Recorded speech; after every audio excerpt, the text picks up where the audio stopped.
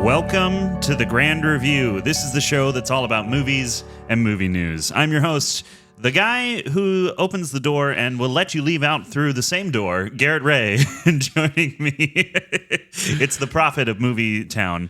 It's Andy Delia. Yes, thank you. Thanks, Garrett. I didn't pre-write those, so yes, they're bad. They're really bad compared to usual. No, that suits what we're talking about this week, so that's good. Alrighty. Well, hey, if you've never joined us on the show before here, thank you very much for listening. Yeah, thank you. Here's how it works. We're going to do a spoiler-free review of this week's movie right up front, so you can decide for yourself based on our input if you want to go see the movie or not.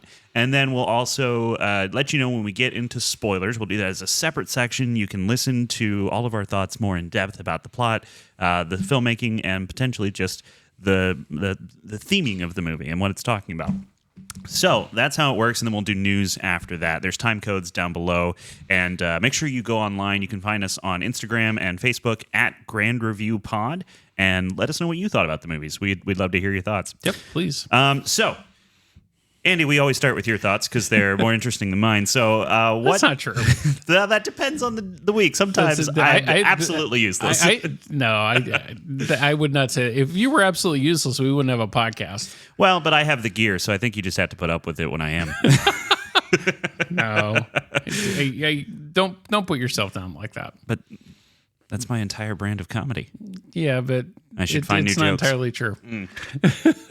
My comedy is about lying. I enjoy working with you every week. Let's put it that way. All right. Well, I enjoy working with you. Okay, Speaking of work, let's get back to it. What do you think about Heretic, which is this week's movie? I liked it. I forgot to say the name of it. Yeah, that's good to reference like what we're actually talking about first. Okay, so Heretic.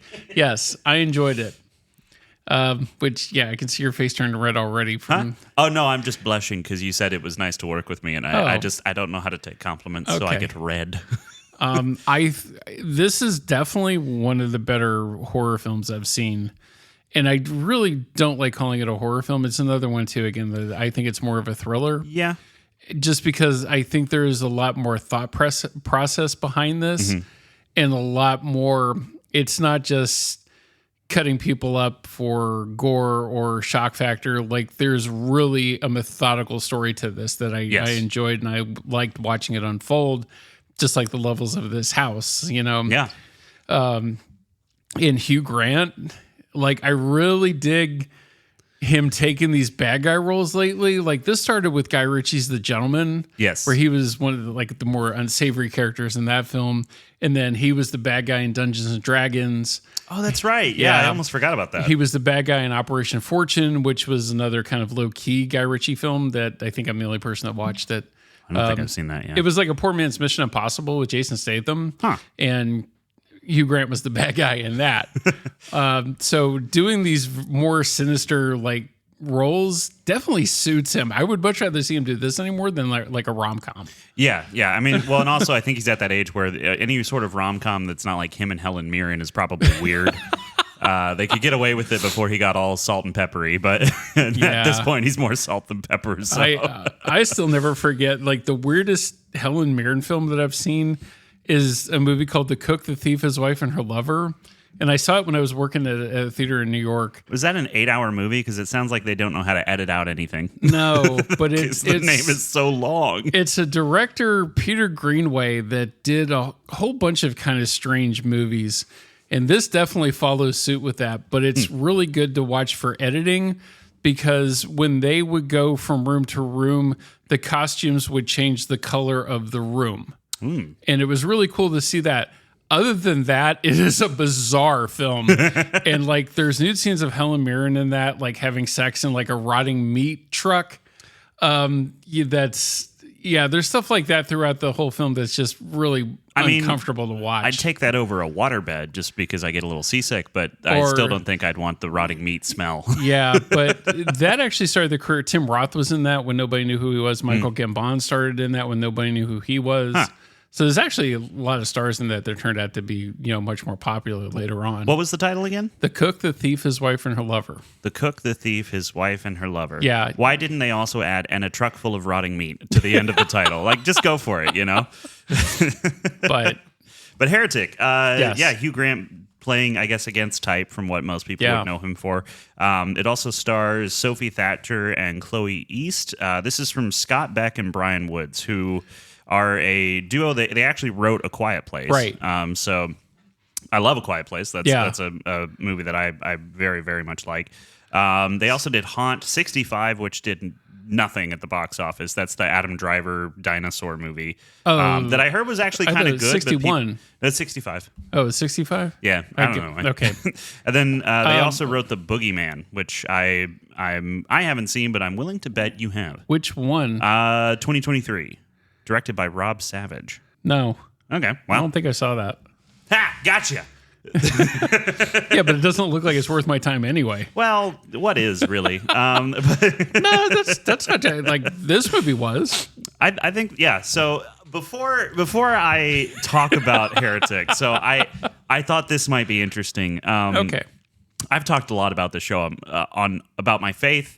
Yeah. And about the things that I believe and the things that influence sometimes my opinion on movies. Right. So here's my question to you, Andy. What do you think I thought about this movie? I really thought you would not like it. In fact, I almost texted you because we saw it at different times this week. I watched it last night. You were very busy this week with your schedule. Yeah. So you saw it this morning. And then I saw you and Hannah both come in for it. I was like, oh, I almost last night after we were done watching it, texted you and said, do you want to change gears this week on the podcast and do Conclave instead? Because I just have a feeling this is going to be very uncomfortable for you. But I decided not to because I actually wanted to challenge you to see what you would think of this film. Yeah.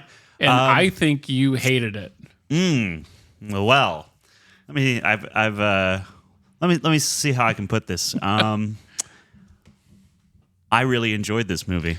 Wow. A lot. Cool. I thought it was thought-provoking and interesting, and I also think that by the end of it, all of this, it's very much centered around religion and around the ideas of what are these organized sects and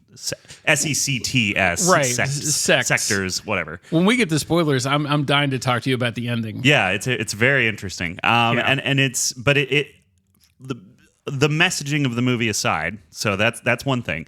But from a filmmaking standpoint, it's fantastic at building tension. Yeah. It looks incredible. It has a less than $10 million budget from what I can find, which is insane because it looks freaking A24 is not known for spending a lot of money on any of their films. Sure, yeah, but you can tell that there's a lot of care put into all of the cinematography and the design of the house and the theming around things. It's really, the set design's incredible, I think. Mm-hmm. And the tension building and the performances from every single person, except maybe Topher Grace, who's just kind of there. I didn't even realize it was him until I looked at the credits last night. I was like, that was Topher. I'm like, wow. It wasn't until after he looked in the mirror, I was like, is that Eddie Brock from Spider-Man 3? And then I saw when he opened his mouth, I was like, "Oh yeah, that's Topher Grace. Oh yeah, that's Eric Foreman." But before that, I didn't recognize him at first either. Yeah, the two girls that are the missionaries, I've never even seen them before in anything and don't recognize them, and they were really good. Yeah. So Sophie Thatcher is the black-haired girl. She plays Sister B. What's her full name? Barnes, Sister Barnes. And she's been in Yellow Jackets. She's like a lead on that. I started watching that, but I stopped, and I really couldn't tell you why I stopped watching it. What is it actually about? I don't remember. Well, great. Come here for all your movie news, everybody. We really pay attention. That's not a movie. Yeah, it's a TV show. That's a TV show. If you want a TV show podcast, go find someone who doesn't have to work for a living. They can watch 5 seasons of crap. We get in for an hour and a half and then we're out. That's how we do it. Not in the next couple of weeks. We got some long movies coming up, buddy. Yeah. Okay. Well, she was also in the Book of Boba Fett as Drash, which was probably, it was this gang of I definitely hot rod bikers in the game. It was Book of Boba Fett's bad. Don't watch it. Okay. She had a cameo in Maxine this year. She was in the Tomorrow seen that yet Man. Either. I haven't seen Maxine. I don't even know what the Tomorrow Man is, but that's something that she was in. So she's been in some other stuff, and then Chloe East plays Sister Paxton, and she was in True Blood as a child actor. She was in The Fabelmans in 2022. Oh, okay. And she played remember her from Monica. She played Monica Sherwood. And then so like they're both, I guess, a little bit earlier on in their career. I think that they both are fantastic. Yeah, they are. They should really get more work from this film. Yeah, you absolutely buy the attitudes of them from the beginning and how that kind of progresses throughout the movie. And I really enjoyed their performances, and you immediately kind of like latch onto them as like, I want you to survive, you know? And so, I thought that was really interesting. I also think that the building up to where the turn is kind of getting into that second act is kind of my favorite part of the movie, honestly. Okay. Like all of the little hints, all of the little things that were going on before. And then it gets crazier for sure as it goes towards the end. It was very hard to figure out what turns it was going to make.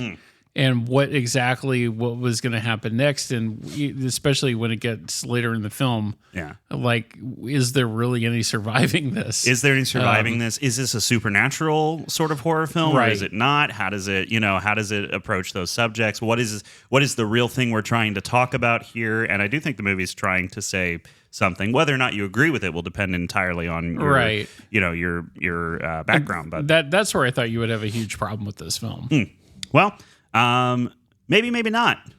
It's something to think about. Yeah. But generally, like, I know a lot of people who probably would have a problem with it, and I totally understand why they would have a problem with it. I also understand that, like, for me, it's hard to talk about it without getting into spoilers. And I mean, this is actually, A24 is pretty much noted for putting out like low budget horror films, but. We've gotten two of their films the last couple of weeks. Like we Live in Time, which now sadly is gone, which was a really great little movie. I'm sad I missed it. Yeah, it was good. Jessica and I watched it the other night. We really enjoyed it. And then we got this in place of that. And initially, I didn't think we had any chance of getting this at Grand Avenue, and I didn't even ask for it. I haven't promoted it. Yeah. Because when I saw the trailer for it, I was like, that looks cool. I want to see it, but there's no way we'll get it. And then our film buyer called me up on Monday morning and said, you got a lot of room this week. Do you want to play it? And I was like, yes, but for selfish reasons. And he was like, you got it. Great. And I was like, okay, your selfishness has been rewarded, sir. Well, because last week we just had a lot of films. Like Here didn't do well. Yeah. If Here flopped like majorly, The Carpenter really didn't do well.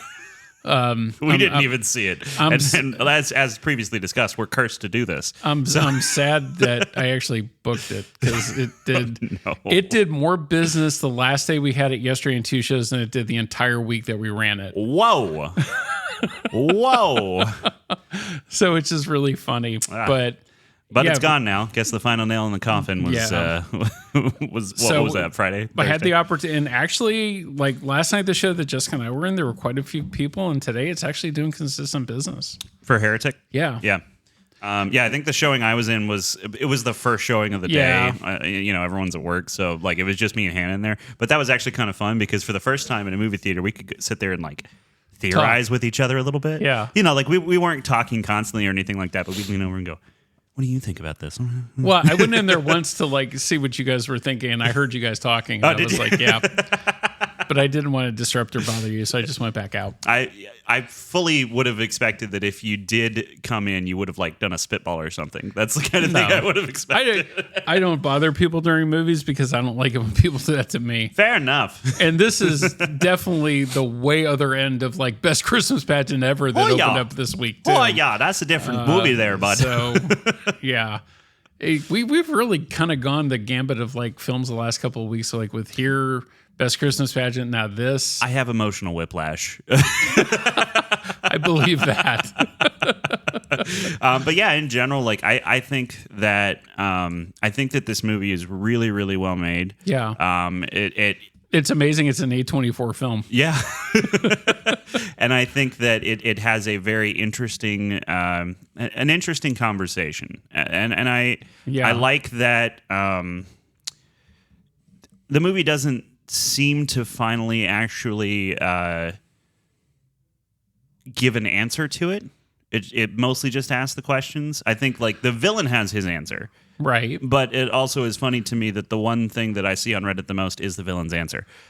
So Well, somebody walked out of it last night when Jessica and I were watching it. Oh, really? Yeah. And it was honestly like, this is going to sound horrible to some frat boy, and I think they were expecting Saw. And when he actually had to require thought, he was out. He popped his salmon pink collar and walked out. He was gone. And I was like, yeah, okay, bye. Oh, goodness. But yeah, overall, I think it's a really good movie. I think the pacing is fantastic. It's 111 minutes. It doesn't overstay its welcome. No, but it's the right runtime. Yeah, and it never feels slow. No, like there's not a moment. But it also doesn't feel like it's constantly just beating you with something over the head. Like what was another movie that did that? It didn't need to go with like shock value to keep your attention, which I really respected for. Yeah, I do too. I think it's a very smartly written script. Yeah. And I think that the team behind it should be very proud of the movie they made. Now, do I think that I probably disagree about a great many things with the people who worked on this? Yeah, probably. Yeah. But I also think that there's unhealthy disagreements, which is what this guy does in this movie to these poor girls. Yeah. And then there's other places where it's like, you know, if a major kind of factor about this, and I actually didn't see the trailer for this. I just knew it was called Heretic and that Hugh Grant was in it. That was all I knew. Oh, okay. And maybe that's good that you didn't have any preconceived notions of it before walking in. Yeah. But I mean, this sort of thing, obviously I've never been trapped in someone's house, but I've absolutely had to, have this type of conversation with someone, and I've come up against most of the arguments that are made in this movie and came away going like, wait, that was really dumb. Anyway, so good, bad, great, or terrible, Andy. What would you say are your thoughts on Heretic? I'm going to say great. I'm also going to say great. Yeah. Really. I highly recommend it. Yeah. Even if you're not a horror film person, I don't think it will gross you out or scare you or anything like that in a way that it's uncomfortable to the point that you would not be able to watch it. Yeah. I think it's just well thought out. Mm-hmm. There's some blood, there's some, there's a little bit stuff, but it is, and like there's one moment in particular that's like, it plays an important role, but it's the part where you're like, is this gonna descend into more of a gore fest? Like there's a body being mutilated, but it does that, and it has a specific reason, and then it's done. Tastefully, he makes a joke. We got to talk about that in spoilers. Considering some of the other stuff that's come out recently with horror, this is probably the most low key. It's definitely less gore than like Smile 2.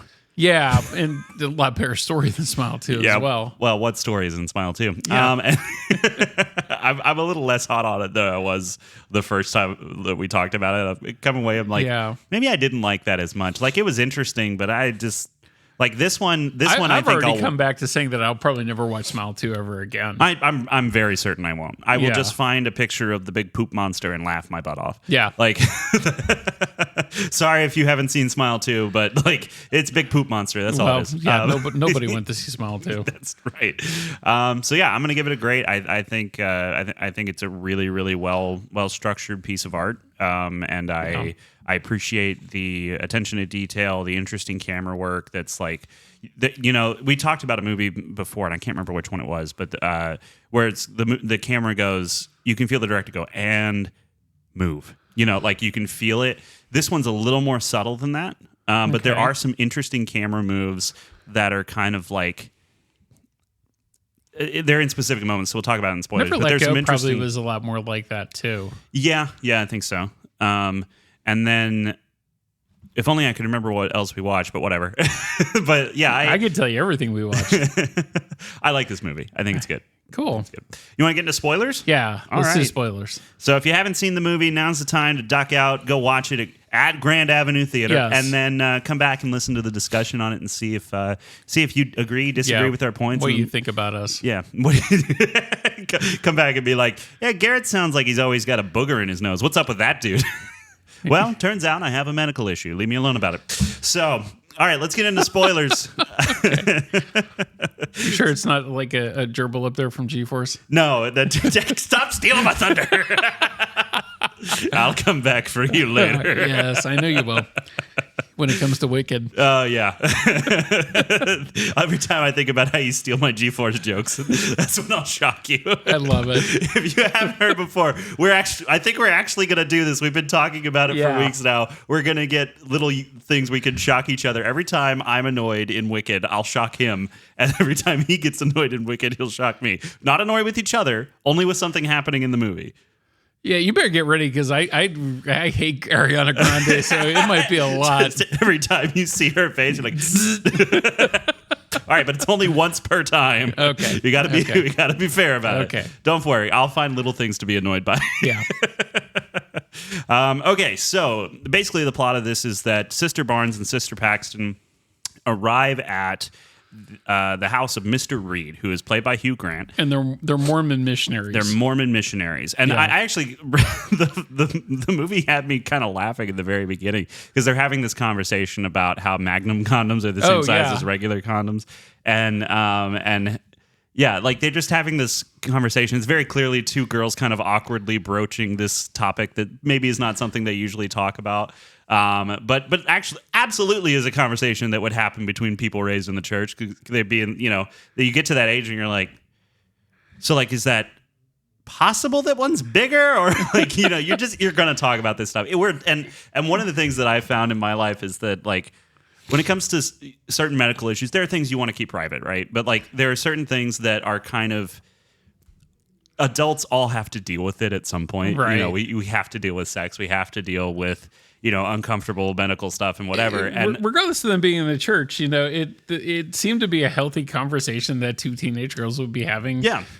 Minus them being in the Church of Mormon, but right. Yeah. Yeah, it didn't shock me. Like you said, I thought it was kind of funny that it's a normal conversation that they're having, and it was endearing too. I think like that was the thing that really got me was like how Chloe East's performance, especially like her kind of shyness talking about how she came across this video of this, as she put it, a pornography video, which just made me laugh. And she's talking about that and she's really awkward about it. Like, it was so endearing and so much like, okay, I get who you are. And you. Well, that was the good thing about the writing. They made these characters like immediately likable. Yeah. Not, the normal people that come knocking at your door that are like, no, go away real fast. Like, they had to establish that these are just two really normal girls that are in the situation that they're in. They feel that they're doing good for the church that they're missioning for, and you have to make them likable for what's going to happen next. Yes. Yeah. So, good writing. Yeah. And it's really hard to do that. I just want to point out how hard it is to make people likable just from the writing standpoint, like getting, especially characters who, most of the time when a Mormon knocks on your door, you run and hide. Yep. And I can't say I've never done it because I have. Like, I think it was Jehovah's Witness, but they keep coming to my doors and I'm always just like, I'm sorry, but you deny Jesus. Like, I can't. I show up in the most satanic shirt that I own. That scares them away. Well, I'm not trying to taunt them. I'm just like, oh no, you're wasting your time here. As soon as they see it, no, thank you. Good. And I'm like, yep. Why do you have satanic shirts though? Just for fun? No, some of the bands I listen to, I don't take it seriously, but it's funny that other people do. And it just shocks them into the point of retreat. And I love it.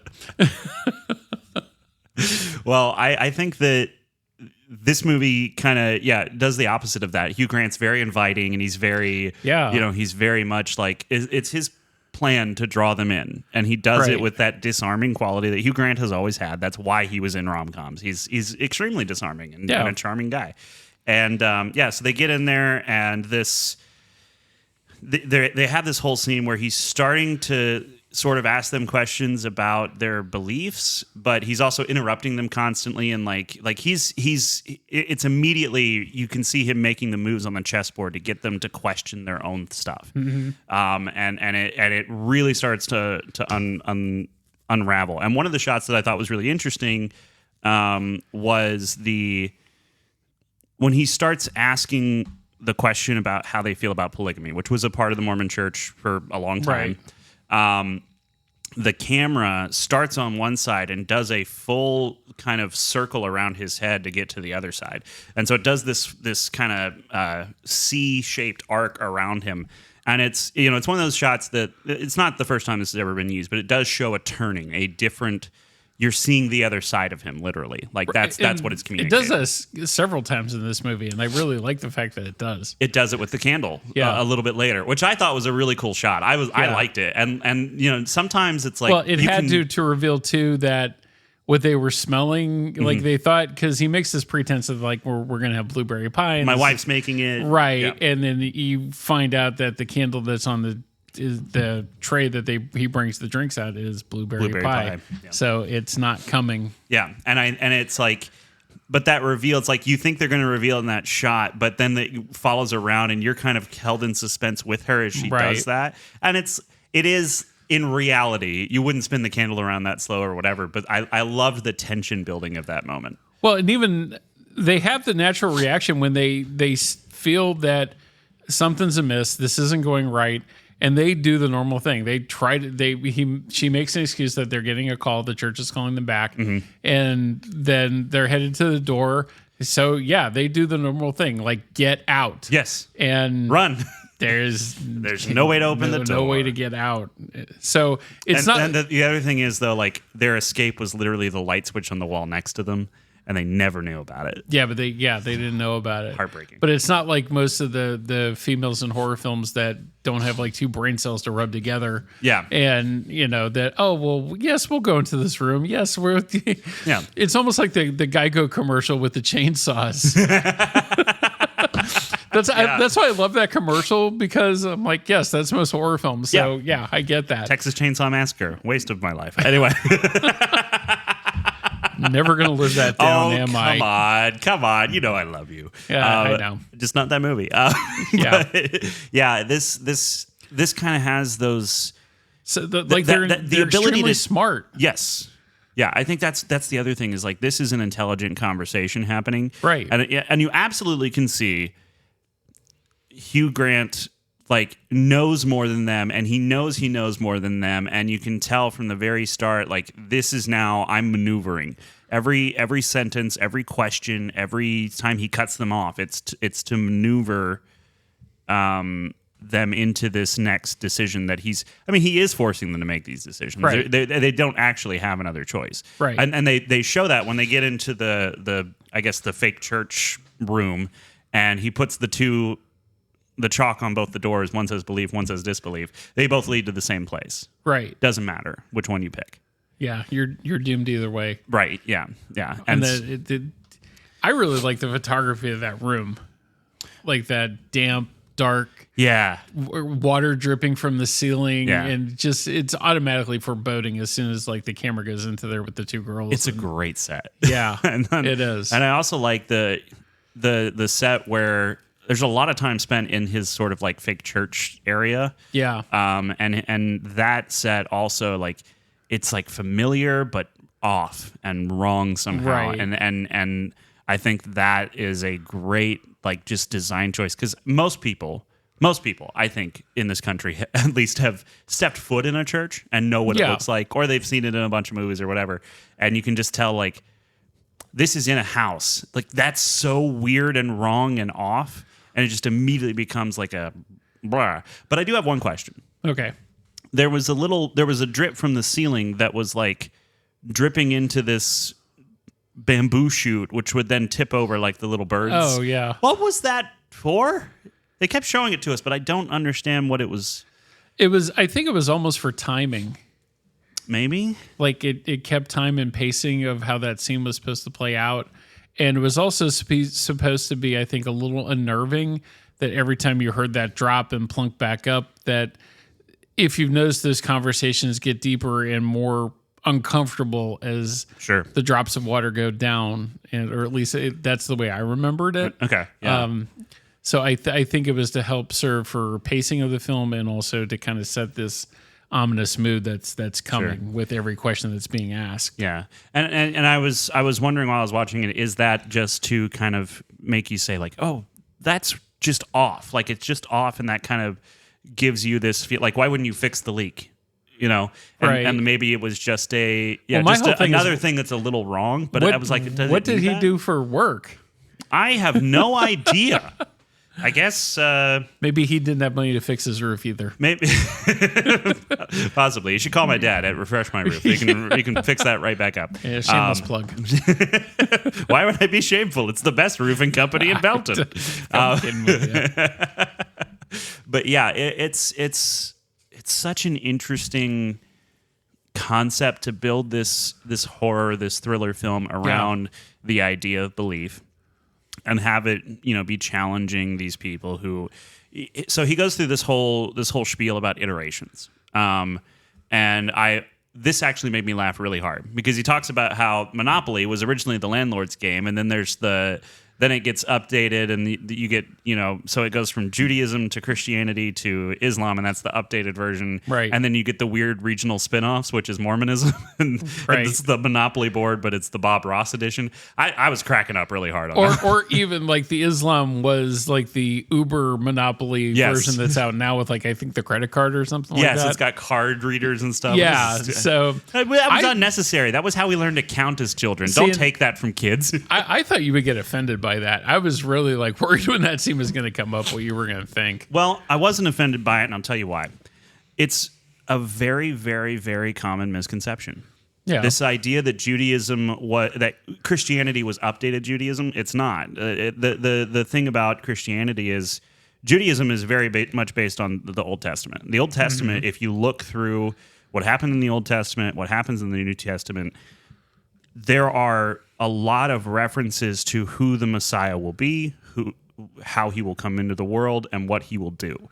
Jesus then happens, and Judaism denies him as the Messiah. Right. They think he's just a prophet. Exactly. So Christianity is not updated Judaism. Christianity is the recognition of all of the prophecies from the Old Testament being fulfilled through Jesus. Mm-hmm. That's the idea. So it's not actually an update to that. And then Islam is not an update to Christianity. No. We didn't get Christianity 2.1 where it's like from Muhammad actually, and being on the mountain and right. Yeah, it's something completely different. Yeah, and Mormonism, I mean, it is very much the case that they believe that Joseph was not Jesus' dad Joseph, but Joseph the founder of Mormonism found these gold tablets out in the woods and all of that stuff, and it's like.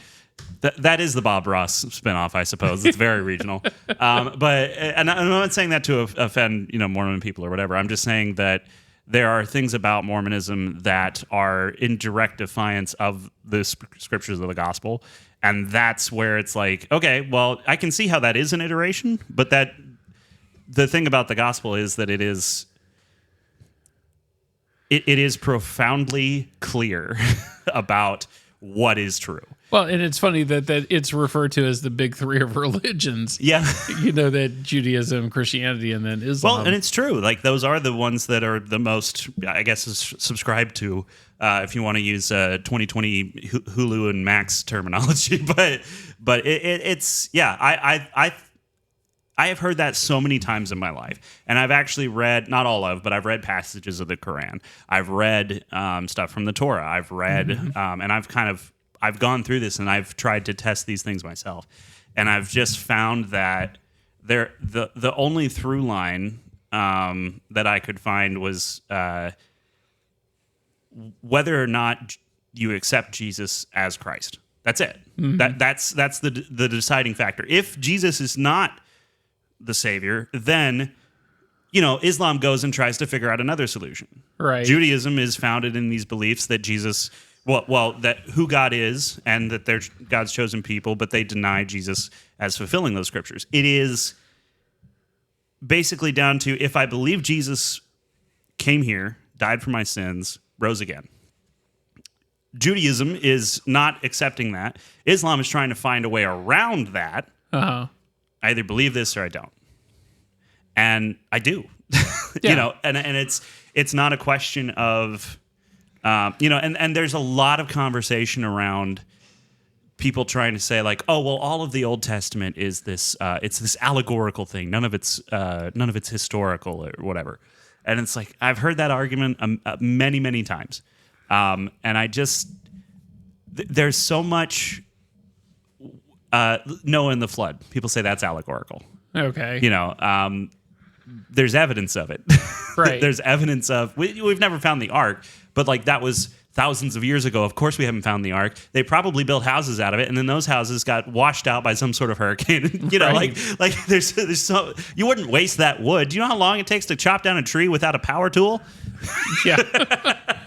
So yeah, but I don't know. And like you can argue all day whether or not you believe these things and whether or not other people should believe them and all that stuff. But this one does it in a more interesting way than the standard sit around at Mod Pizza and get mad and then never. It's almost like, you know, Hugh Grant's character is almost the protagonist and antagonist all at the same time. Interesting. Explain.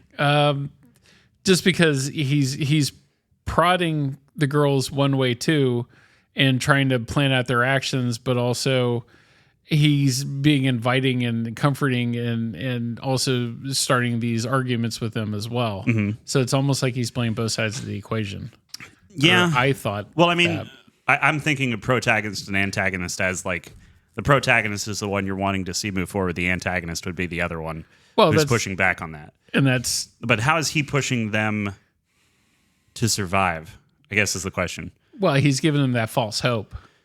That'd still be an antagonist thing, though, wouldn't it? Because I guess maybe I just got that wrong. Sorry. No, it's fine. I'm thinking literally protagonist and antagonist. I see what you're saying though. Yeah, like he's a push forward and he's pushing back on them at the same time. I get what you're saying. Sorry, okay. I was thinking very like dictionary definition protagonist antagonist. I have what some would call a condition in which I cannot parse information well. Yeah, I already know that. Like, how many podcasts into this with you? What's wrong with me, Andy? Yeah, they keep coming back. I know. Every week. You glutton for punishment. This past time, I've come back like 3 times. I know. This week's been full of podcasting. I know. I thought I was going to get even with you for a little with this film. So. I wondered if I would surprise you because I know I've gotten very much like. My knickers in a twist, my magic underwear have been right up there in my nether regions. But no, I think that while I know that probably this whole idea that he's putting forth throughout the movie is that there is this true religion, the one true religion. He talks about this at the beginning. He says, I looked through all of these different things, and unfortunately, I found the true religion. And by the end of it, the reveal is that the only true religion is control. Control, yeah. Which I disagree with, on vehemently on many levels. I understand that the church historically has been weaponized, utilized for things that it should not have been. I absolutely agree with that. And here's the thing, though: the church religion, organized religion, is made up of people, and Hugh Grant points this out. It's made up of people who are trying to interpret the Word of God, but they're flawed and sin and do all of these things that are wrong. So how can we trust what they're saying? And I've struggled with that too, and I've totally been there. But it's funny that all this comes from a character that, like, deep down, I believe he doesn't have faith. No. And that's why he's on the path that he's on. Yes. So it's interesting to hear these arguments, but also part of religion is to believe in something that you can't prove, to have faith in that. And that he has none of that at all, and keeps pushing these girls. Yeah. So that's where I think it's interesting. Yeah, it's a great look into a sort of nihilistic approach to life. I was just about to say that. Yeah, it's nihilism through and through, I believe. 2.0. Yeah. Nihilism 2.0 electric boogaloo. But yeah, I very much was interested to see what point he was trying to get at. She figured it out before I did. I'm an idiot. But but I also liked... Yeah, because the whole thing, like, she gets out of the one, like, kind of tabernacle room, and then it's through every level of, like, Dante's Inferno, because he has a picture of that on the wall. Yep. I made that correlation immediately because it's every different religion, including hell, to go into that room where all the other... I guess what would you like? Are you talking about the basement once she gets down Where there? all the captives are Yeah. from previous. Yeah, and she goes through converts. several doors to get there, and it's Right. like one has like a Jewish symbol, but it's also surrounded Yeah. by Celtic signs and stuff Yeah, like so that. it's every level of Dante's Inferno. Yeah. And then to get to where, surprise, everybody that's been here before is now being held hostage as well. Yeah, yeah. At least he cuts their fingernails. Yeah, and fingers as well. That's the part where I was not so cool with what he was doing. I was like, oh, he's giving her a manicure. And then I was like, oh, she has less manos than before. Oh.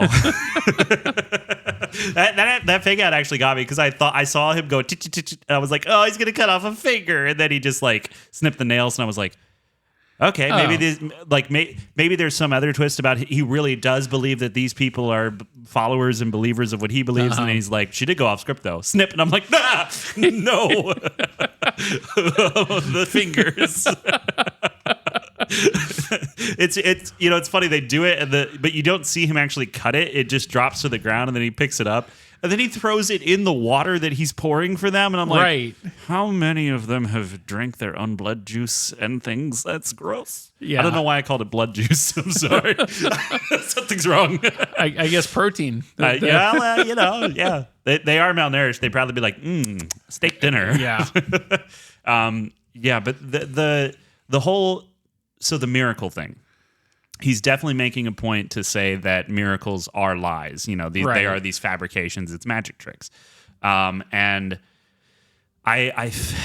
okay, so I've absolutely been in places where I have seen people try to fabricate some sort of miracle in order to, you know, get people to go crazy. Or there was that whole thing with Andy Kaufman and the psychic surgery that he believed in. I don't even remember that. Oh yeah, where, and I think it was a big move in the late 70s, early 80s. That's what they referred to as psychic surgeons.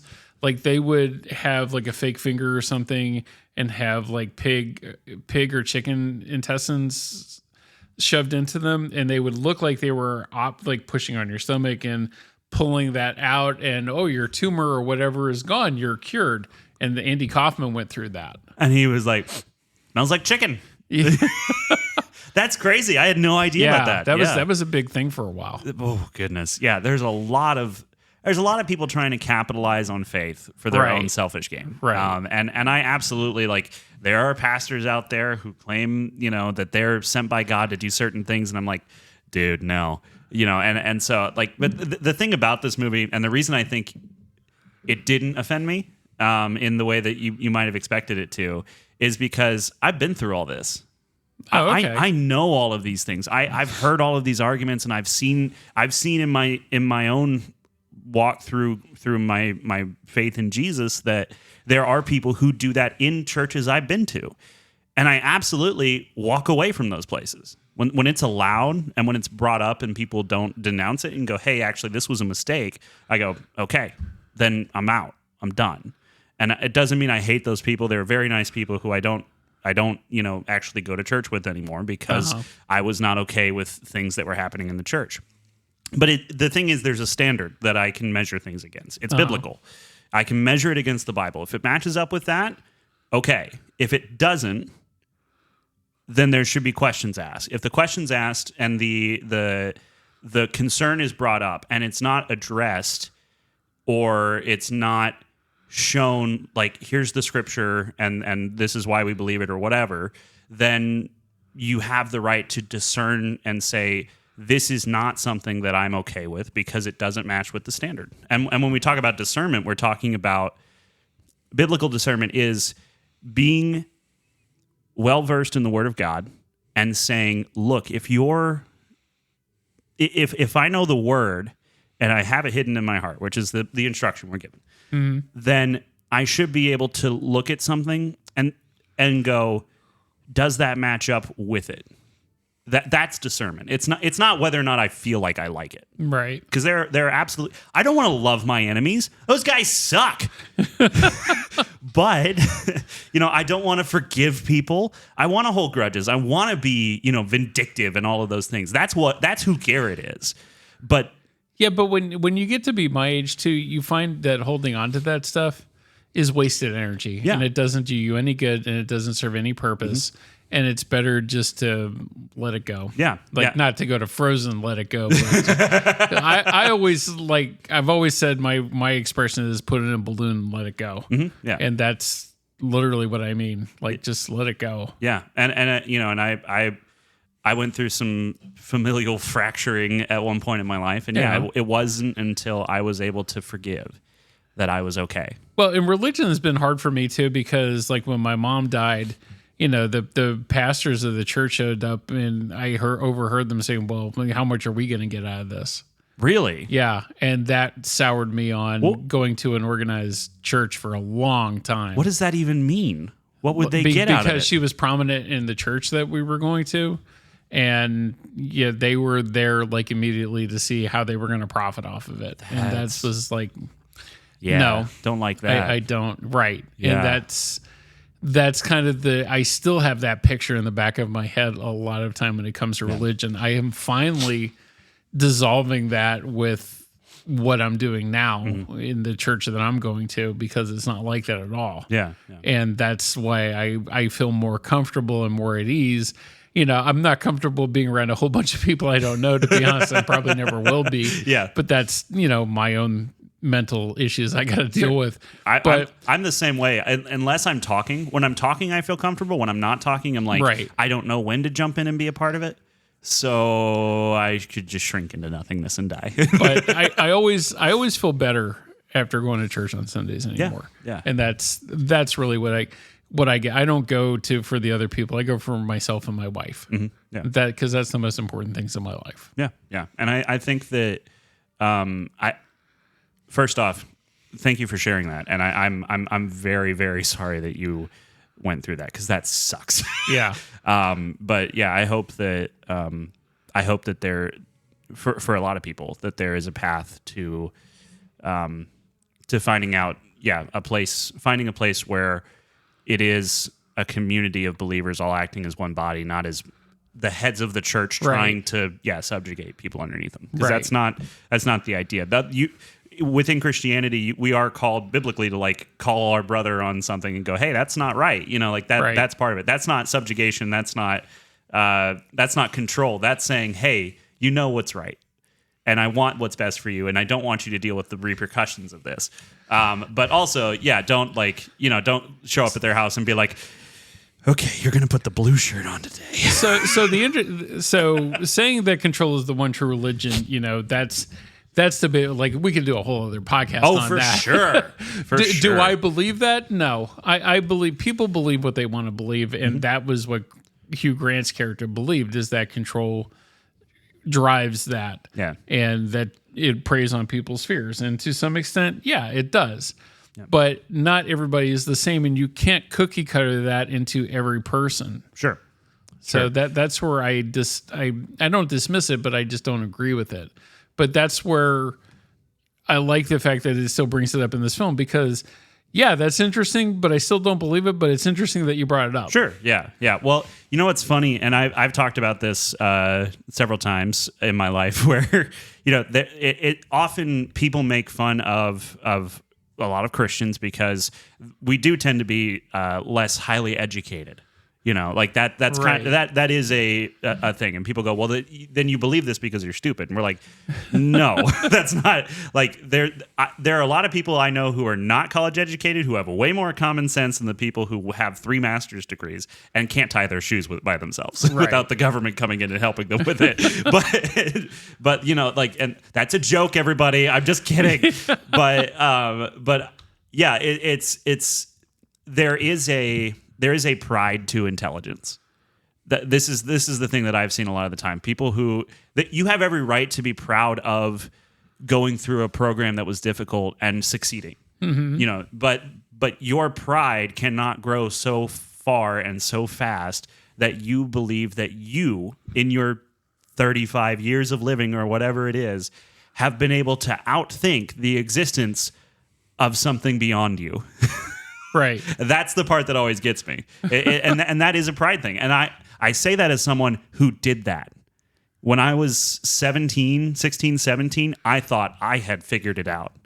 I thought I knew that God wasn't real. And if he did, he hated me. And so why would I believe in something like that? Because bad things were happening. I wasn't happy. But all of the things I was unhappy about were the consequences of my own actions.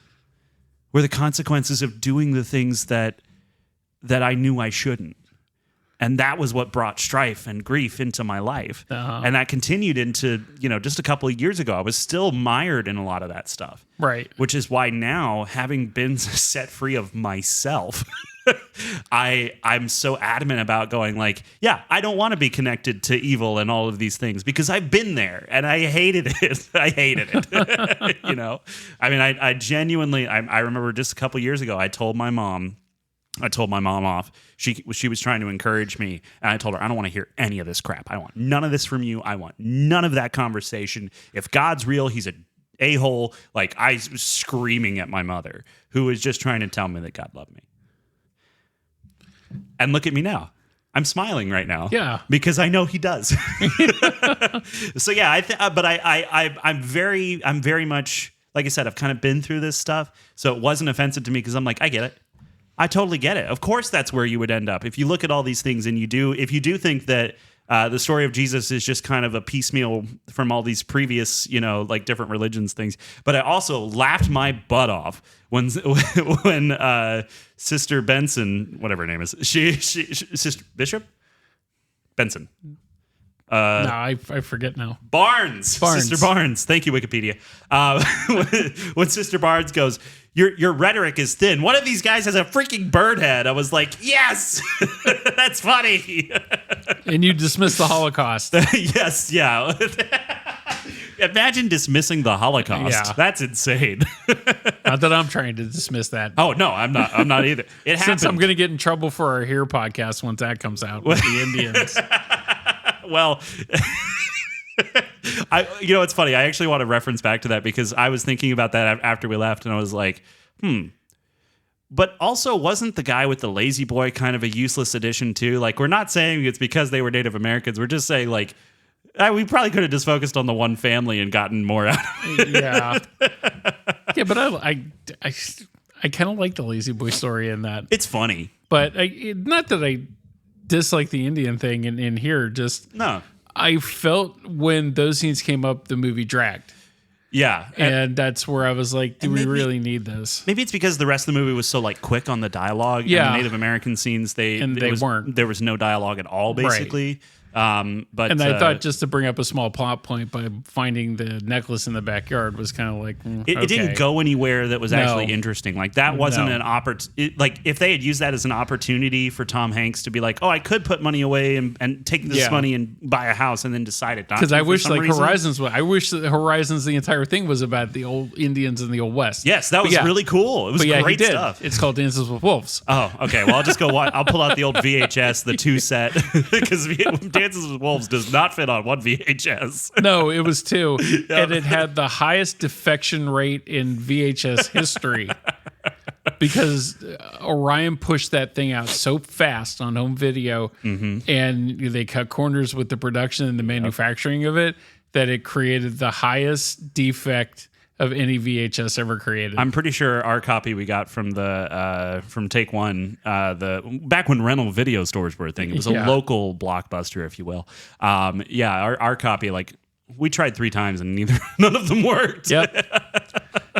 That's why. Oh goodness! I'm pretty sure the only place with a higher defect rate is the North Korean government. Anyway, back to the movie. Kim Jong-un sucks. Anyway, come for me. I'm in Texas. We all have guns. Garrett does. I don't. Oh, do you not? No. I know what I'm getting you for Christmas. I don't. I can't afford a gun. Mine were given to me. Yeah, we can't afford to do this podcast. Yeah, we can't. Anyway, call us, Coke. Anyway, so yeah, I to get back to the movie though, yeah, the whole kind of mind game that he's playing, and this all of these other women that he keeps in this malnourished state so that he can use them for this this fake prophecy thing, and the fact that the prophet like goes off script, and that kind of gives little hints, and they're figuring this stuff out as they go. It's such an interesting way to do it because it really does keep you thinking, like, is this going to end up being something supernatural? And like, he serves Baphomet or whatever, and they can resurrect someone, but they come back a little loopy. Like what? Pet Cemetery. Yeah, or like Pet Cemetery. So I had another one and it just like left. I hate when that happens. That's generally what Pet Cemetery was. Yeah, and so I thought that it was really going to go that way for a minute, especially because like they had her do the creepy thing where like to pray, she put her arms behind her back and was like, and all those creaking bone noises too. Which man. I suppose, though, your cartilage might break down if you're stuck in those little cages. Yeah, and you're malnourished and everything else. Yeah, I mean, and look, some L'Oreal's not going to do anything for that hair. No. But she had porcelain skin, though. I mean, in the Middle Ages, that would have been absolutely preferred. Wow. They used to rub people down with like baby powder just to make them as white as possible. I don't get fashion. I never have, and I never will. My height of fashion is watching Devil Wears Prada. Yeah. And all of those things that they were talking about in that movie, out of style now, so you're behind. Yeah. That shows you how hip I am with that. You want to go get some potato sacks and just cut armholes in them and say, screw it. That was an I Love Lucy episode. Yes, it was. Yeah. Oh my gosh, I'm not even original. I'm just an iteration of I Love Lucy. Gotcha. Oh no. So this is more incredible of a twist than that time that Nicolas Cage was the mole when he played a mole in G-Force. Okay, so to the end of the film, my question to you is, do you think she's alive or dead? Good question. Okay, so at the end, the reason you would be asking that question is because she gets out and she sees a butterfly land on her finger, but then it cuts and it's not there, and then it cuts and you see her face going like, oh, it's not there, and then to black. Right. I don't think she's dead. I think her friend is. Sister Barnes is definitely gone now. Sister Barnes is dead and buried. I think it was meant to possibly imply that was Sister Barnes trying to tell her like, hey, I'm here with you. Okay. I don't believe in reincarnation. Is that actually something the Mormons believe in? They believe in polygamy, so it probably is. Well, they used to until their numbers grew. That's right. They have a small percentage of Mormons who do believe in reincarnation. So, and some LDS leaders have taught it. See, that's what I'm talking about. That's not the gospel. Right. That's not it. That's not how it works. They believe the resurrection of the body and that all people will be saved from physical death through the atonement of Jesus Christ. Faithful Mormons will go to paradise and others will go to spirit prison. Spirit prison. I mean, that's kind of funny, actually. That's kind of a good definition of hell. I mean, if you think about it. Going to another film, too, and this is kind of what I believe. There's a movie called, I've mentioned it before, The Prophecy with Christopher Walken. Mm-hmm. So Viggo Mortensen, that is Lucifer. And a lot of people have a problem with that film because he ends up saving the day. Yeah, I can see how that would be a problem. Right, but how he was explaining to the one character in that hell thinks that it's lakes of fire and chains of ice and all this stuff. Mm-hmm. And it's not. It's just being removed from God's sight. Yes. And I firmly believe that. Yeah. I'm like, it's not what everybody paints on, album covers and stuff like that. Yeah. It's being removed from God's sight. Yeah. And I believe that. So with the end of the film, there is one way that it was Sister Barnes landing on her, or she's in kind of a purgatory state going, she's almost to death, but not quite. Good. Yeah. And that's that something hallucination. That's something that I thought of. Oh. So there's so many ways that can be interpreted. And I don't think there's a right or wrong way to interpret that. So I don't think everybody's going to come up with their own perception of that, which is great. I love films that do this. Mm-hmm. Yeah. But that's kind of my take on it. That's a more interesting take. That's why we start with your thoughts, Andy. Yeah, no, I like that. I think that they make a point about talking about those near-death experiences earlier, and that's how she figures out that the miracle is faked and all those things. So yeah, that's a really interesting kind of idea, and that probably was what they intended, but wanted to leave it open. Yeah. So yeah, good catch on that one. Thank you. That was great. I use my brain for good every once in a while. Yeah. I don't know why I did a Superman pose. I was like, yeah. Oh boy, visual jokes on an audio podcast. What a genius am I really liked that he had to struggle to kind of recover once he pulls out the birth control device. Oh, yeah. And this is where he laughs, and I was like, that's kind of grotesque, because he goes, yep, there it is. Oh, no, that's a vein, and sticks it back in. And then he's trying to do the whole, like, we live in a simulation thing, which I was like, there's no way that's where this is actually going. And then it turns out, like, oh, he's scrambling. He's just messing with her and trying to recover from this prophet, quote unquote, going off script and saying it's not real. Right. And so, yeah, like, you can see him still working it out as he's going, even though he's planned all this out really well. He knows someone's going to show up because he carves the guy who ends up showing Topher Grace, who, weirdly enough, a more interesting actor as a little block of wood. But he, no, I'm kidding. Topher Grace is fine. But I can't wait to see Flight Risk. Anyway. But he puts that at the front door of the model, and I like that she actually uses the model to like find her way out because she's in that separate room. I like the fact that he had a model of his entire house. Yeah. And I was like, wow, that's really cool. It was a really neat factor. Okay, that brings up another shot that was really interesting, where she starts to run out after she stabs him in the neck, and you see the little model bit, and she's running through the model, and then when she gets to a door and opens it, it's the real world, and for a second, I was like, is this real, or is it just showing us where she's at in a cool way? It's showing it where she's at in a cool way. Yeah, and normally that would actually kind of annoy me because I'd be like, well, don't show me that because it sends me down a completely different path. What is happening here? But also I'm like, well, it was really cool. Well, not to mention, too, that the camera pulls back and up and out of the model, and you see her run past it and through the doors and everything. And it's such a cool idea. The movie is very well shot, and there's a lot of stuff like that for less than $10 million. Yeah. Why was Joker 2 so bad? Why was it so Todd bad? Phillips, go see this movie and take a notebook. Yeah, take several notebooks, fill them all, and just write down, I was wrong, I was wrong, I was wrong, I was wrong, I was wrong, until your fingertips bleed. Is that going to be like one of the starts to a Simpson episode coming up? Todd Phillips, I was wrong. Todd Phillips, I was wrong. Todd Phillips, I was wrong. That Bart's going to have to write on the chalkboard. The new couch gag is just everyone beating up Todd Phillips. He kind of deserves it right now. It really does. What a tool. Not helping himself with these whole, theaters shouldn't play commercials. Yeah. Like, I'm sorry. Would you like to shut down the only place where I can get a 400-inch screen, you jerk? You think I can fit that in my house? I wish. No, I can't. And I've tried to do like the watch Netflix and stuff on my VR headset. Make the screen as big as you want. That's what they sell you for. I spend the money. I get the VR headset. I snap it on. We've discontinued support for the Netflix app, and you are limited to 720p streaming. Well, why did I buy it? See, it's all lies. Everything is lies. Anyway, Todd Phillips needs to atone for his sins against cinema. Yeah. Oh, gosh. Oh, Andy. It goes all the way to the top. It's called cinema. Coincidence? I think not. Oh, goodness. But yeah, overall, I think this is a great movie. And I understand that some Christians might watch it and be like, this is offensive, but I don't think it is, because I think that's all of the thoughts, while put in this crazy situation, are absolutely the questions that most of us have at some point.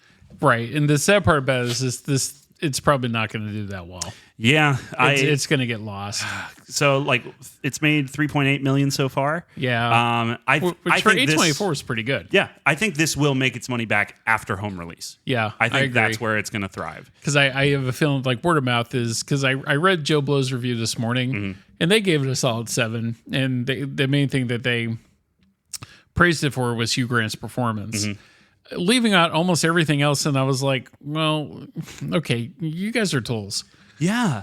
They're very wrong. And how is any of this subpar? None of it is. Yeah. It's so well done. The pacing is fantastic. The script is smart. I mean, and it's, sometimes it's smart in the way where people think they're smart because they disprove, religion or whatever. And it's like, yeah, okay. But the rebuttals are also smart and interesting. And the seeing people doubt and then come through that doubt, like, that's actually an encouraging thing. Maybe that's why they didn't like it. It doesn't end with going, God is dead and we killed him with rock. Yeah. Like, I don't know, or whatever. No, I honestly, I think this is, if that's the reviews people are giving, they're so stupid. Well, yeah. Yeah, this is a great movie. It Easy is. recommend as far as I'm concerned. Definitely.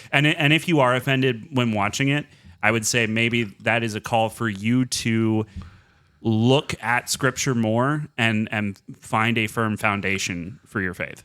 I think that really is the thing that would be a deciding factor on whether you're mad at this or not. I wasn't mad at it because I do feel secure in my faith. Right. I can see how potentially someone would say, if you don't believe, like, this raises questions that could actually, send you spiraling down this long path. But the thing is, you're going to make that decision one way or another. Yeah, but you have to take the decision that this is also entertainment too. Yeah, absolutely. As thought provoking as it is, it's still a piece of entertainment. Yeah, and you can't take it that seriously. Right. Yeah, but.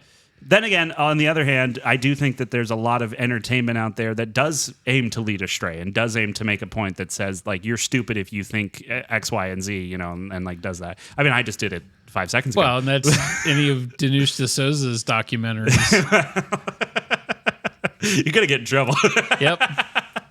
And I did it on purpose. Right. Enjoy your emails. Yeah, man. I don't know. I just I had a good time with this, and I thought it was a really, really, like, as far as like thrillers and horror movies go, where it's like this is a good scare that I actually kind of enjoy. This is right up my alley because it was a test and it was people trying to move pieces around. The sad thing about it is most horror films aren't like this, Garrett. No, they're not. But this one's good. Yeah. Okay. Good. All right. So that makes me happy. We're giving it a great, and we're saying go see it. Go see it. All right. Don't bring your kids in there. There's it is R-rated. Surprisingly minimal language. Honestly, if it wasn't, probably for like the throat scenes. Oh gosh, because like there's a throat cutting scene, and then there's also when Hugh Grant gets it in the throat. Yeah. If it wasn't for that, it probably would have been a PG-13 film.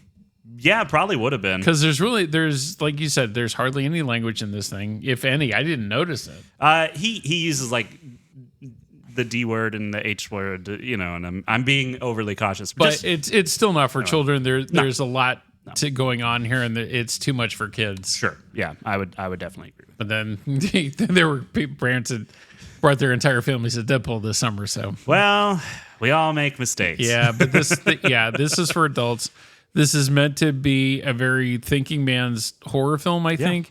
And for that alone, it's definitely worth your time and effort to sit through it. Yeah. I like those things that tickle the part of my brain that makes me go, all right, question that and try and figure it out. Like that's a lot more fun. And the ending. Yeah. The ending too, like I'm curious to see what people's thoughts are in the ending. Yeah. Let us know at Grand Review Pod if you want to tell us what you thought. Please hit us up. All right. You want to get into news? Yeah, let's do news. So first up, I've got Macaulay Culkin is back in Fallout Season 2. This is not a movie, it's a TV series. I know. But I love Fallout. I haven't seen the movie. Don't watch it. I haven't seen the series yet, but I played the games. Okay. And I love the games. I haven't played the games or watched the TV show. I'm very, very happy that Macaulay Culkin has like fixed some of those issues that were really hurting him for a long time. I think he had some like drug stuff that he overcame and other things. And yeah, I'm glad to see Macaulay Culkin back. He's a weird guy, but he's an interesting actor. He's in that movie with Mandy Moore and Jenna Malone called Saved. Oh, I haven't seen that. That's kind of not really a bash to Christian films, but it's a little different because Jenna Malone is going to like a Christian high school and she's pregnant and kind of dealing with Mandy Moore's self-righteousness and she constantly calls her out. And Macaulay Culkin is her brother in that goes as Halloween as a roller skate because he's in a wheelchair. So it's kind of funny. But there's if you haven't seen it's actually a pretty decent film. It's a movie called Saved. Yeah. I mean, I think I've talked about this on the show. Like I don't often enjoy Christian movies, but it's mostly because I know enough technical stuff that I'm like, ugh. But yeah, we enjoyed the one we saw last week. Yeah, I loved what it was such an uplifting movie. Best Christmas pageant ever. Yeah. And you know what? Agreed. It was the best Christmas pageant ever because that little girl cried and it made me cry. And I thought about how Jesus loves us all, and it actually got me. Do you need a tissue? Yeah, maybe. Sorry for doing that right in the microphone. I won't cut it out. Ryan Reynolds claims that Marvel is obsessed with Channing Tatum's performance as Gambit from Deadpool and Wolverine. Tatum was asked about the positive responses to his appearance that might lead to something. He said, "I sure hope so. From your mouth to God's ears, write it into existence, my friend, please." That's not how it works. But anyway. Right. If only that was true. And he also said that he told Marvel he still wants to make his solo movie. He said, "Of course I've said it. I've been saying it. I want it for the last 10 years. It's Bob Iger and Kevin Feige's hands. I pray to God." So, yeah. And Ryan Reynolds says that Tatum's dreams may be on the path to realization. He told Entertainment Weekly, "I honestly don't know what goes on behind closed doors in the bookkeeping sessions at Marvel, but I do know that they're obsessed with him in that role. It's kind of like the same situation I went through. Once you show that it works well, that's really what they need. Sometimes they just need to see it in action." I wish that the behind the scenes studio, the offices behind the scenes of Marvel is Kevin Feige with like a big thing of Coke and dollar bills like rolled up doing it on his desk. Probably is. Maybe that's why he didn't want that in Deadpool. Yeah, he's like, no, don't say the quiet part out loud. But then Kevin Feige, Madam Web, and we haven't gotten to Kraven the Hunter yet. That's next month. But what was that? Even Venom to some extent. Come on, guys, really? That was absolutely a cocaine-fueled script. That was just idiocy. I don't even. Oh my goodness. So there was actually a rumor for a while that Tatiana Maslany, who plays She-Hulk, was suing Marvel because her cameos got cut from Deadpool and Wolverine. She said she filmed 2 scenes and they all got cut. I don't think she actually was suing them. It was a joke in a Lego Disney Plus special, apparently. So that doesn't even count. I don't even know. But I do know that she did speak up and was like upset about it. And like, yeah, I would be mad if I got cut out of a movie too. You wouldn't be more upset. Excuse me. You wouldn't be more upset in being in a show that sucks. That's what you should be upset right, about. Yeah. That your agent talked you into doing that piece of crap. You know, I heard everyone going nuts about it, and as much as I've talked today about my faith in Christianity and how people immediately assume that means I hate everyone, I don't, by the way. Just to be clear, I don't hate anybody. I disagree with people, but I don't hate them. But I heard people talking about how terrible She-Hulk was, and that the writers were self-inserting like feminist issues, right? And like that was the whole show, and that was all it was. And I was like, surely people were probably being a little overboard about this. And then I watched it, and I like just bits of it, and I was like, oh my gosh, this is painful. The ad for it was bad enough for me. I knew to stay away from it. I couldn't. I want to give it a chance, right? I want to go like, maybe there is an issue that does need to be talked about that I'm not up to date on or whatever. But I watched it and I was just like, okay, there are guys that suck, but in this show, every guy sucks. And that's actually been like a running joke in movies for a while now. Like first it was men are stupid. And so we get all those comedies, basically starting in the 80s is when that really starts becoming a thing, Christmas Vacation stuff. And whatever, like men can be stupid. I know that. but there was that. And now like there are these self-inserts of like, oh, every tiny little thing I think has been done wrong to me became a plot point in She-Hulk. And it really is that way. And I'm just like, ooh, so this is really made for the Lifetime channel. No, I think the Lifetime channel wouldn't touch most of this stuff with a 10-foot pole because they have some self-respect. Oh, good. Okay. Marvel TV, though? Nah. But yeah, I don't know. I'd like to see Disney Channing Plus. Tatum. Yes. The garbage dump of TV. I'd like to see Channing Tatum as Gambit again. I liked it. I thought it was funny. I hope they keep the thing where most people can't understand what he's saying. That's great. Yeah, but doing a whole movie of that, do we really need that? Look, maybe. I just like Gambit as a character because I drew him as a kid growing up. Well, at least they're not going from the guy that did the Taylor Kitsch, yeah, from one of the John Wolverine Carter movies, and from Wolverine. It was X-Men Origins Wolverine. Yeah, at least they're not going that route. Yeah, you know what's funny? I don't hate that performance, but I do generally just go like, I don't think I'm a big Taylor Kitsch fan. No, in the Oliver Stone film that he did, Two Savages, I really didn't like either. Yeah, I think he's just like. He's fine, you know, but there's... John Carter was horrible, though. No one saw John Carter. I did watch a video about the failure of John Carter this week, I saw John Carter. Did you really? Yeah. I'm very sorry. It was bad. Oh, goodness. Ridley Scott, he says that Yes, my man. he's not anywhere close to retiring. And he also says, I don't think Quentin Tarantino can do it either. Yeah, I read that. That was like, yes, go at him. He's 87. 87. And still going at it, man. And not planning on retiring anytime. Like Gladiator 2 is coming out next week. No, 2 weeks. 2 weeks. That's I'm sorry. right. Yeah. And he's going on to his next film. Yeah. I'm glad. I think Ridley Scott does cool stuff. I like it. That's, he's following the same thing as Clint Eastwood. Clint Eastwood has been generally the pioneer for that. 94. Yeah. And still making movies. We need to make a field trip to see Juror number 2. Yeah. We need to show. I found a place in Austin that's playing it. Oh, did you really? Yeah, I did. Yeah. Oh, that's right. We talked about that before the show. Yeah. I'm an idiot. No, just short memory. Yeah. Oh, that's right. Yeah. Anyway, so Ridley Scott says that he's nowhere near ending directing movies. He's good. Oh, wait. We already talked about that. Yeah. But the other thing that I sent you, that historians are attacking Gladiator 2 now. Why do historians think that the Romans don't know what sharks were?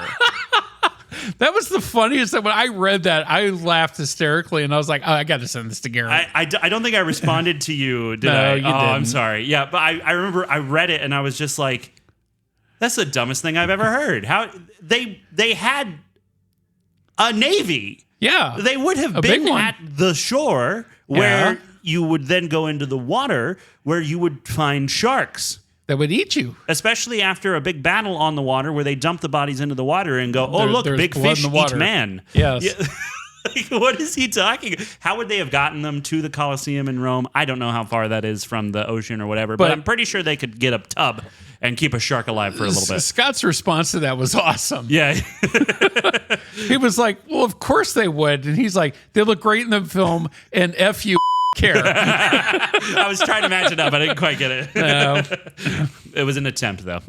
I keep it PG rated, though. I'm not gonna swear. Oh yeah, I know. I just thought it'd be funny. Okay. You know me. I love an unnecessary beep. Yes, but that's having him come out and just blast the critics for that immediately. I was like, yes, you go. Yeah. That's once again, I'd love to have you on the podcast. Seriously, sit down with us. Please. I have pages of questions I would ask. And the guy's like, I could keep it going for days. He's just like, I don't know if I have that much time. I want to sit down with you two nerds. Okay, so I have one more Ridley Scott news for you. Okay.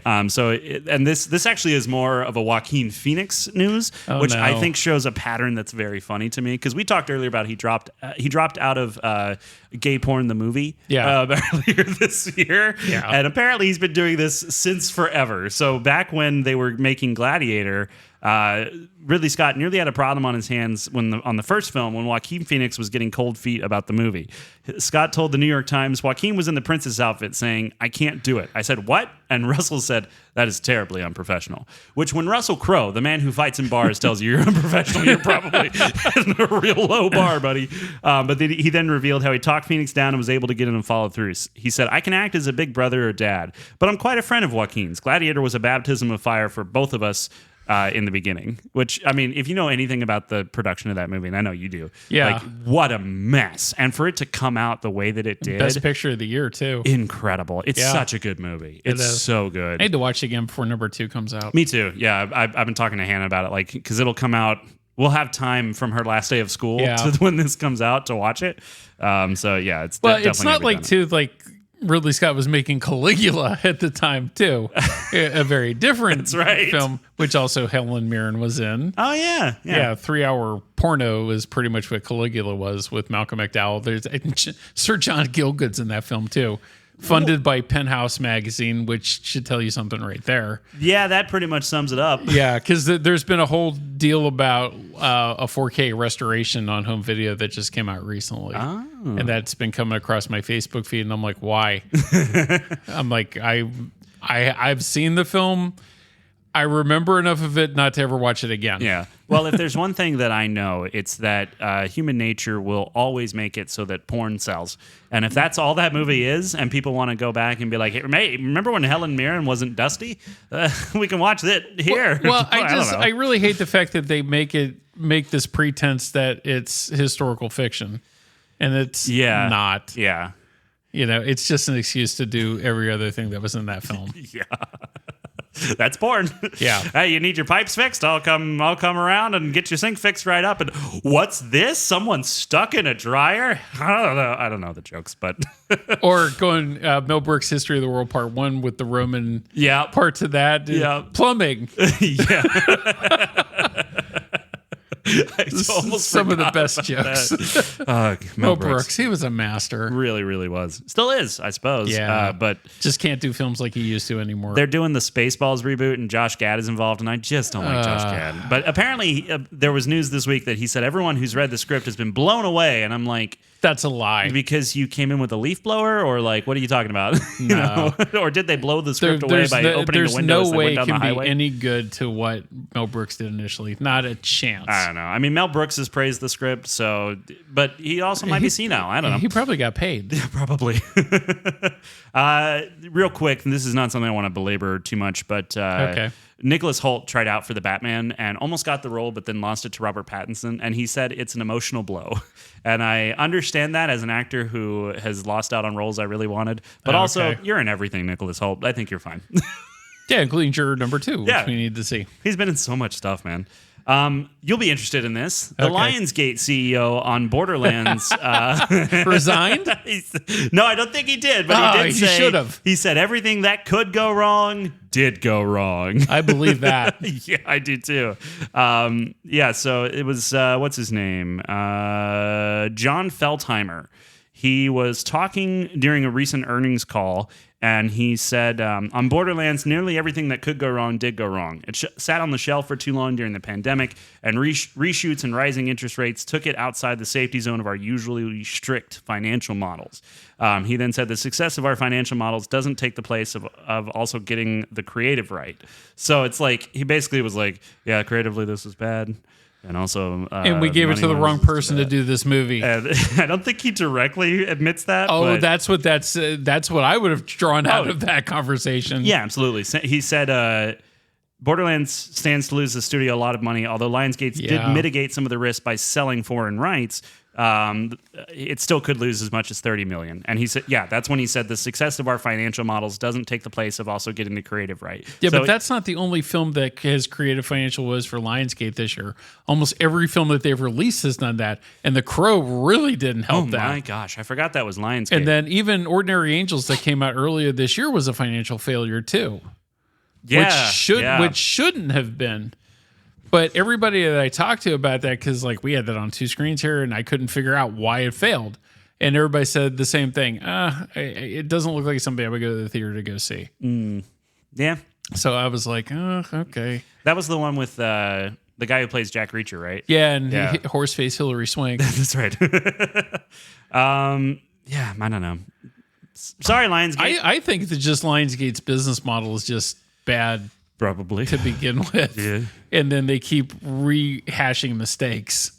And that's why they're in trouble the way that they are. Might be called Lions Gone here in a minute. No, because we need them to stay alive so Ballerina can come out next year. That's true, but someone else could pick up that movie if it's already basically done. If If they had to sell off their IPs, they could do that. Yeah, just don't give it to like Sony that'll put it on streaming. Oh gosh, don't give it to Sony for any reason.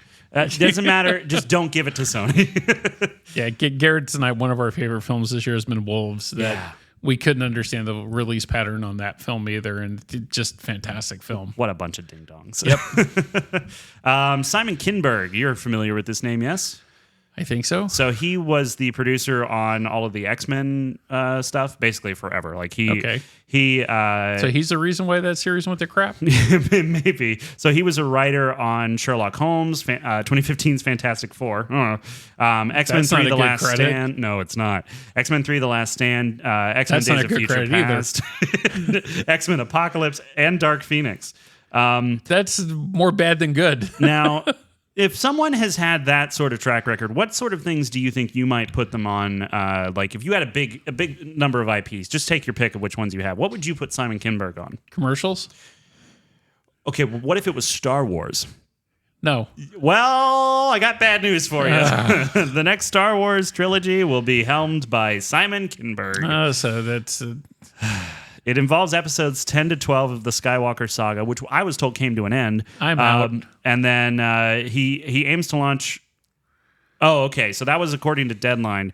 However, insiders say Kinberg aims to launch a new saga that goes hand in hand with developing Star Wars projects from James Mangold, Sharmeen Obaid-Chinoy, who I thought left, Taika Waititi, and Donald Glover, who's doing that Lando Calrissian movie. That's almost hard to keep. Like, I sent you a text with all that information on this week too. Mm-hmm, yeah, it's almost hard to keep. You need a Venn diagram to keep track of like who's involved with that anymore. Just make one good Star Wars movie. Stop making a million. Make one and fix it.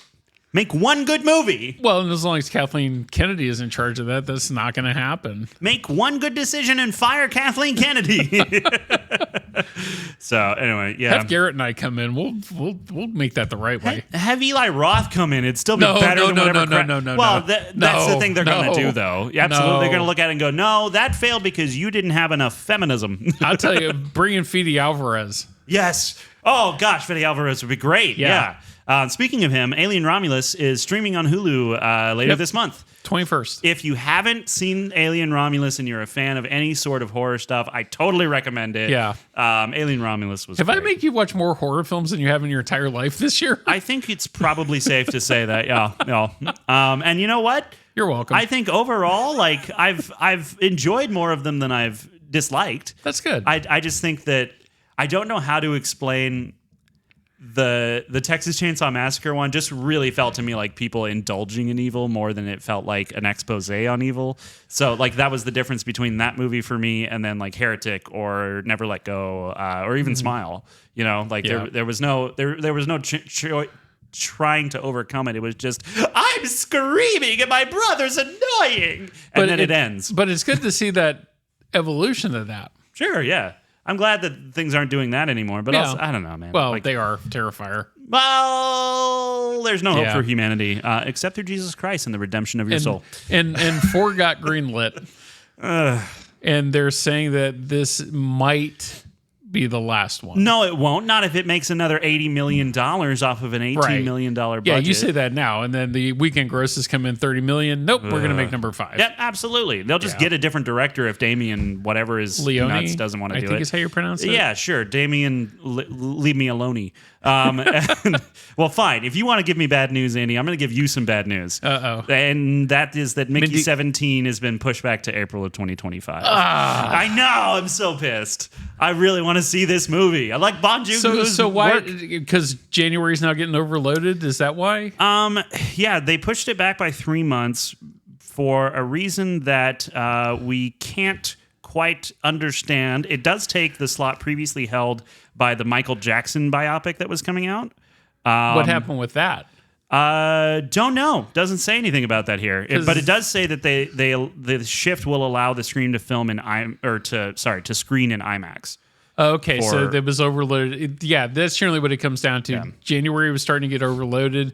They moved it to a safer position in the year where it has a chance of doing better. Yeah, because the end of that January now is getting super crowded with Flight Risk, Paddington, Flight Risk, even that Dogman movie, which looks like utter garbage, or which the new trailer I put on, Heretic, Wolfman. That's all coming out around the same time, and it's going to make it very tough for Mickey 17 to make a dent. Yeah, I'm really excited for Wolfman, though. I am too. The new trailer, actually, it's really good. Yeah. I wish they would just stop doing that, though. As much as, I see that, new version, okay, that has to go on there. I only caught the back half of it, so it was mostly the same for what I saw. Most of it is. Yeah. I'm really excited for that movie. Yeah. Yeah. Lee Whannell, he knows how to make a film, man. He does. I mean, Saw not included, at least not what became of Saw. But I said the original one, there is something to be said for that. It was a novel idea at the time. Sure. The problem with it now that it's just been retconned and screwed up. I would say bastardized. Yeah, that's a good word for it. To death. Yeah. And created that just so everyone's clear, we're not using that as a curse. Bastardization is the bad imitation or twisting of something into something it was right. And there's a whole bunch of them. Like when people write fan fiction porn about Sonic the Hedgehog. That's a bastardization. Really? Oh gosh, Andy. If you don't, there is so much. I cannot describe to you how much lewd drawing, writing, and fan fiction that, I mean, Sonic has had relations with Peach, with Amy, with every character you can think of. So it's Sonic a Furby's the Hedgehog. dream. It's not a Furby, but a furry. Oh, furry. Yeah, no, Furbies don't dream. They haunt yours. I believe that. But yeah, Sonic the Hedgehog is one of the most Rule 34 on the internet. If it exists, there is pornography of it. Sonic is probably the top of that heap, right above My Little Pony. Well, My Little Pony, I believe. Yeah, bronies scare me. Yeah, me too.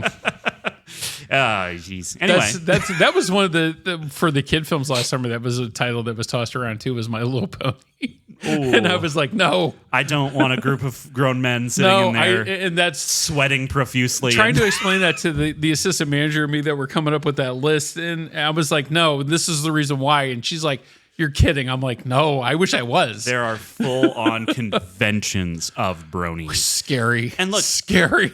I have seen some My Little Pony because I used to babysit for someone I knew, and her daughter was obsessed with My Little Pony. And I was watching it, and I was like, this is it's kind of wholesome. I like it. I like that, like as far as kids' entertainment goes. And then I found out about the adults who started out kind of liking it for that same reason and were like, oh, this is nice and friendship is great and stuff. And then they went down in their mom's basement, grabbed some tissues, and ruined everything.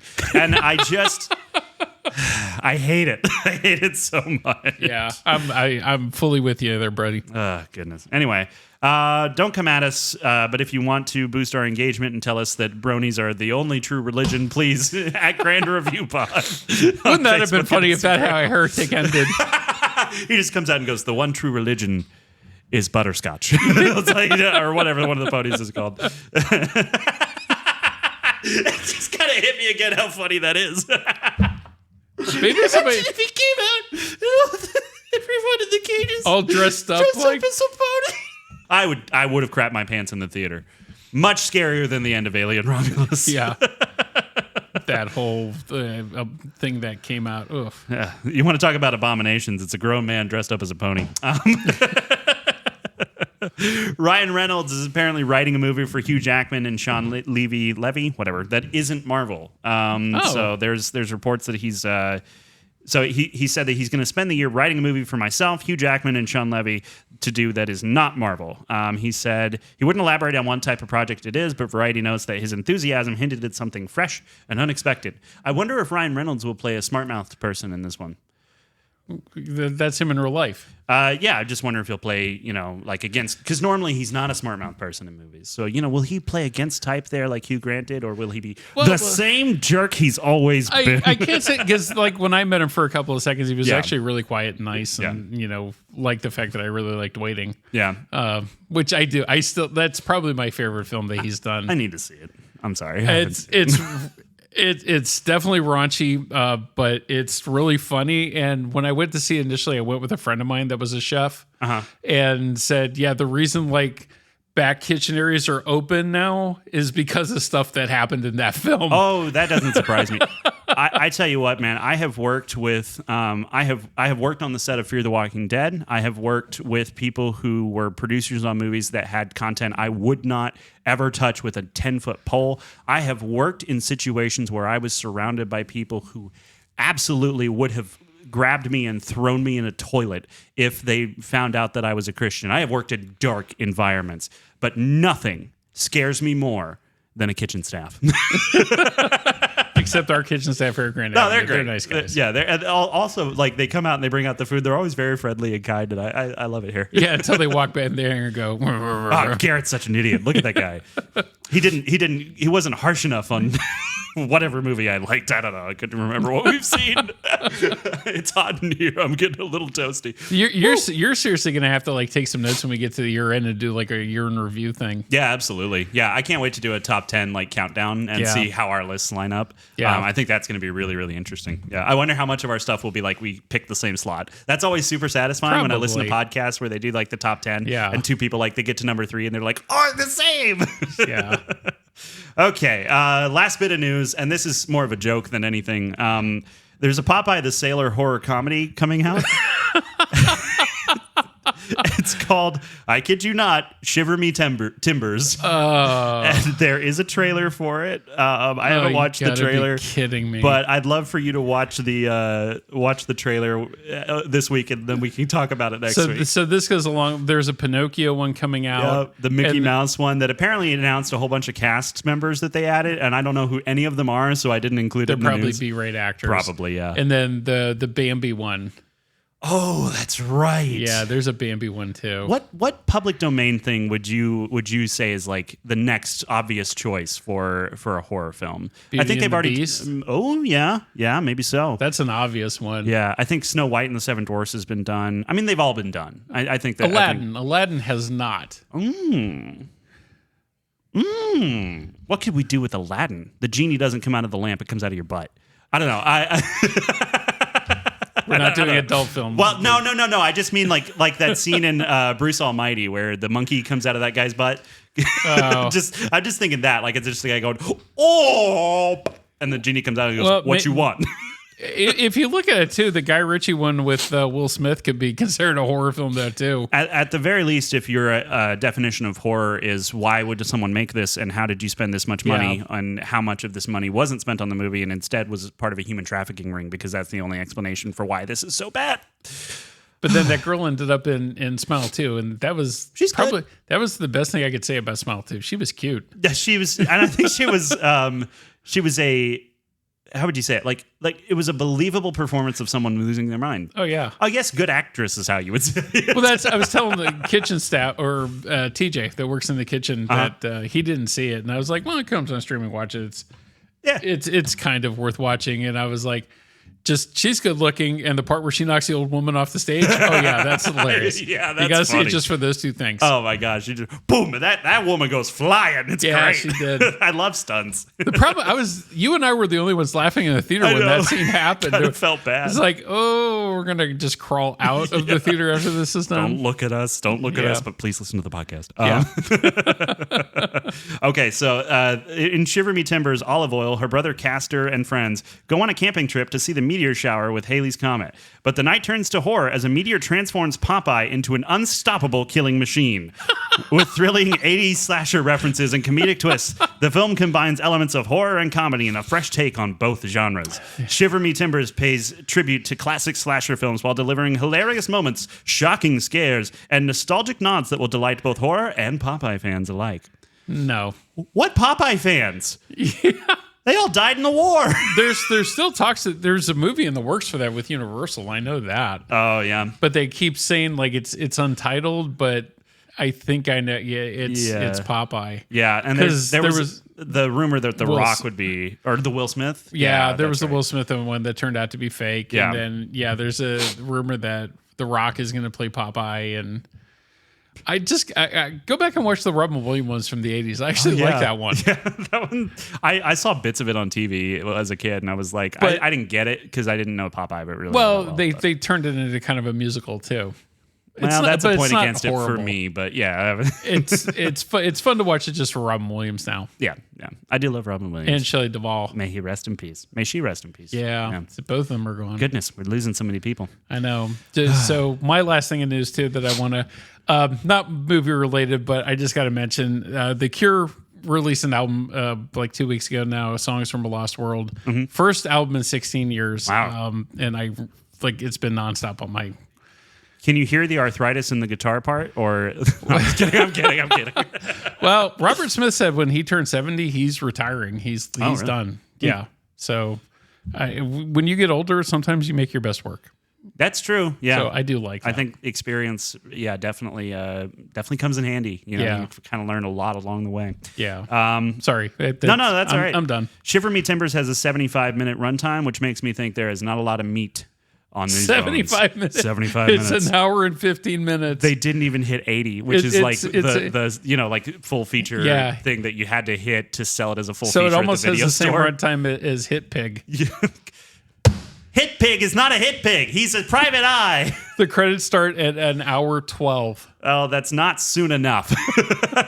So it's got like, looking at that sheet that week on this movie, like it's got like 20 minutes of credits. That's insane. I'm like, did that many people work on this thing? That many people laundered some money on it, probably. I don't know. I shouldn't make those claims. It's just a joke, but Hit pick. Why is it called hit pick? It doesn't make sense. And Jason Sudeikis is like the main voice in it too. I know he has a lot of explaining to do, as far as I'm concerned, because it should be Private Eye, and his name is Gary so or my something, whole thing and it's is like Pig. You did this instead of another season of Ted Lasso? Why?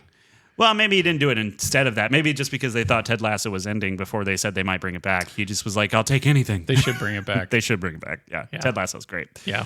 All right, Andy. Okay. You want to bring it to an end? Yeah, let's do it. All right. Well, thank you everyone for listening. Thank you.